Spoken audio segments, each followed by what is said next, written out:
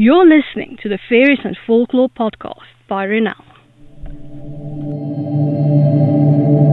I'm dark fantasy author Ronel Janse van Vuuren. With nearly a decade of digging around in dusty folklore books, researching creatures of imagination that ignited my curiosity, I'm here to share the folklore in a nutshell and how I reimagined it for my writing in An Origin of the Fae.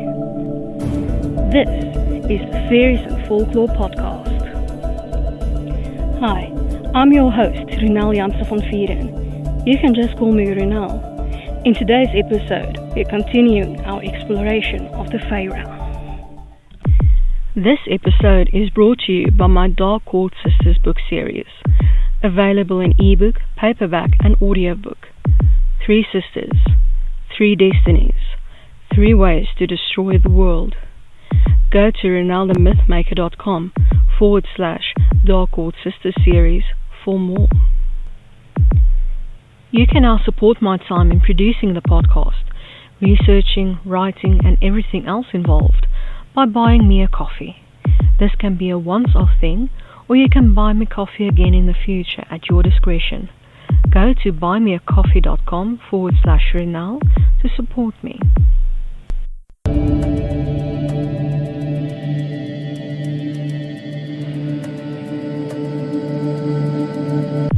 We're continuing our exploration of solitary fae.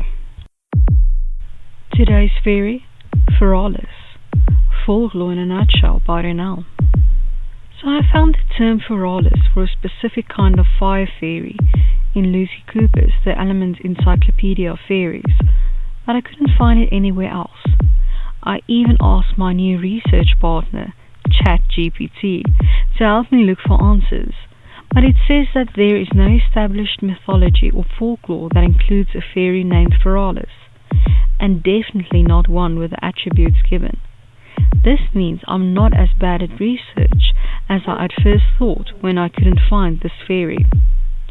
Thankfully, I decided to look at other fire folklore figures to fill in the gaps. First up, Maui. He learned from birds how to rub sticks together to create fire, and he then shared this knowledge with others. There are different tales as to how he achieved this, but usually it involves the birds being smarter than him and outwitting him at each turn until he is successful. Next, Prometheus. He stole fire from the gods and shared it with humans. He, of course, paid a painful price for his generosity. He hid the fire he stole in his staff until he could give it to mortals. When Zeus found out, he tied him to a rock where a vulture would pick out his liver every day. Being immortal, Prometheus didn't die, just suffered. Forever. One can't talk about fire and fire fairies without talking about salamanders. Ignoring first that they are elemental fae, we should remember that for thousands of years, humans believed that these creatures knew the secrets of fire and that they hold the clues to the flame of life.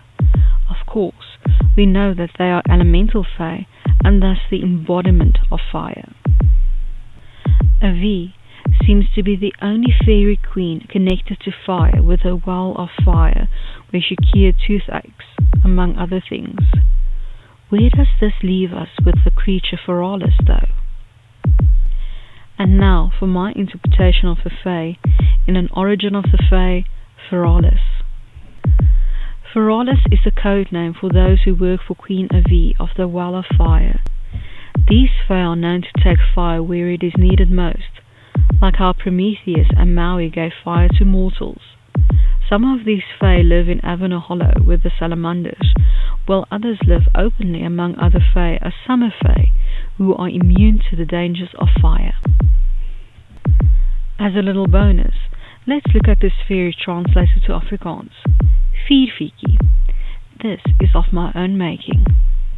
I hope that you've enjoyed this episode of the Faeries and Folklore podcast, and that you've learned something new about fairy. Remember that you can get a transcript of this episode in the description. If you're new to the podcast, why not go and grab your free copy of Unseen, the second book in the fairy tale series, on my website, ronelthemythmaker.com. Loads of folklore, magic, and danger awaits. Take care.